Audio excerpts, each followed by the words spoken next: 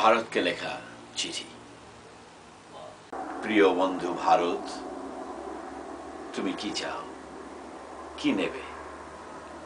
পথ নেবে, পথ দেব, তবে তোমার পথ আমাকেও দিতে হবে।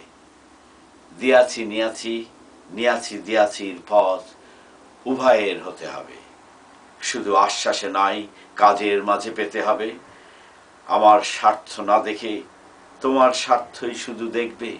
কেন, তুমি কি বড়ই অন্ধ? তোমার প্রত্যাশায় দাবি আছে, আমার স্বার্থেও শর্ত আছে।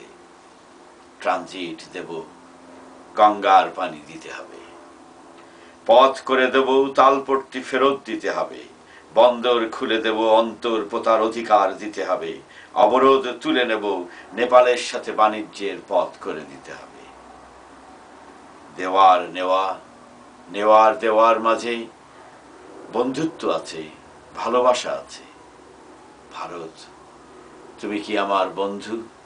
ভারত, তুমি কি আমার বন্ধু?